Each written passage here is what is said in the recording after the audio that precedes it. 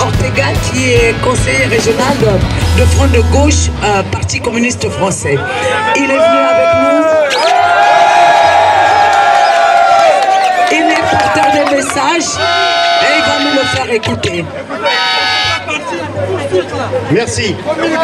Je veux ici dénoncer avec la plus grande force la farce électorale organisée par le dictateur congolais Denis Sassou Nguesso le 25 octobre dernier. Ce pseudo-référendum visait à tripatouiller la Constitution pour s'assurer le pouvoir à vie. Le scrutin, en réalité, n'est validé par aucun chiffre donné et a été purement et simplement inventé. Ces chiffres ne correspondent à rien. Tous les observateurs sérieux présents sur place ont été en effet constatés que la population ne s'est pas déplacée dans les bureaux de vote. La participation est en réalité aux alentours de 10% maximum, loin, très loin des 72% annoncés. Quant aux 92% prétendus du oui, ils en sont encore plus grotesques lorsque l'on connaît l'ampleur du rejet suscité par Sassou Nguesso dans la population congolaise.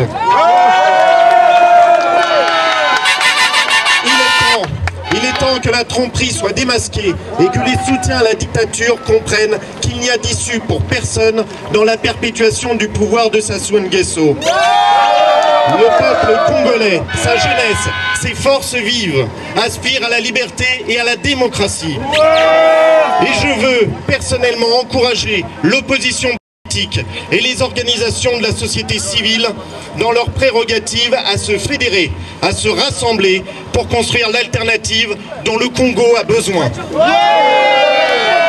J'ai été particulièrement surpris par la position de François Hollande.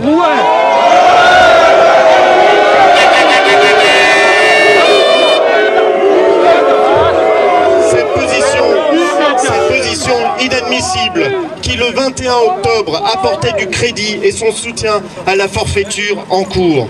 Le fait que nous demeurions, et de loin, le premier partenaire du Congo, à la fois en tant que premier fournisseur, premier investisseur et premier créancier, n'est sans doute pas étranger à la position prise par l'exécutif français. Je n'ignore pas non plus d'une centaine de filiales d'entreprises françaises sont présentes au Congo, employant près de 12 000 employés, dont 1 millier d'expatriés.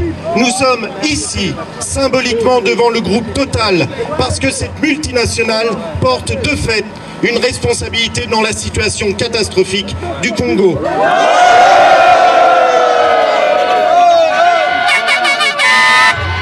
Il est inadmissible pour la France, le Congo et bien d'autres pays africains que la défense de certains intérêts économiques dicte le soutien du pouvoir français à ce type de régime.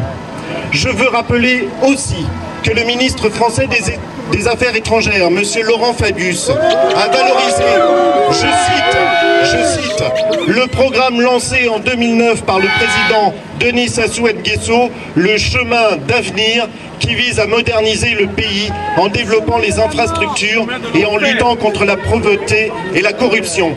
Une position, je le dis, une position pour le moins étonnante, sachant que l'affaire dite des biens mal acquis a donné lieu cet été à la saisie de biens immobiliers, des propriétés appartenant au clan de Sassou Nguesso. Les investigations se poursuivent. Les magistrats le soupçonnent, ainsi que ses proches, de détourner à leur profit une partie importante de la rente pétrolière de leur pays. Cela ne peut plus durer.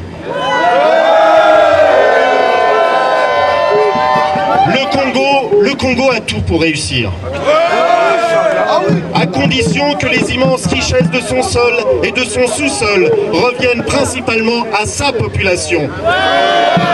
Pour investir dans des équipements qui manquent si cruellement dans des domaines comme dans les domaines de la santé, de l'éducation, de l'agriculture et même d'une industrie de base.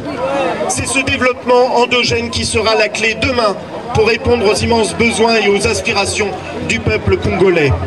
Mon ami et sénateur communiste Michel Biloux, avec le soutien de Pierre Laurent, secrétaire national du Parti communiste français, vient d'écrire à Laurent Fabius pour exiger un changement d'orientation et pour demander que les autorités françaises éclaircissent leur politique vis-à-vis des peuples africains et de ceux qui les oppriment.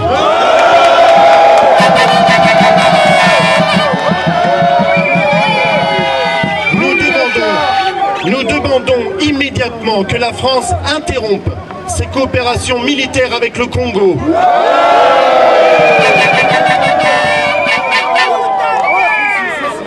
Des conventions ont été signées cette année encore avec les autorités françaises et congolaises dans le domaine et entre autres de la vente d'armes. Cela doit cesser immédiatement car les forces de gendarmerie et de police de Sassou Nguesso ont réprimé à balles réelles les manifestations. Je veux exprimer, au nom du Parti communiste français, notre solidarité avec celles et ceux qui font face à la violence d'un régime qui se rend coupable de crimes envers ses opposants. Notre solidarité dans la lutte du peuple congolais pour la démocratie et le respect des droits humains fondamentaux. Les Congolais ont droit de vivre en paix, en liberté, dans un régime démocratique. Je vous remercie.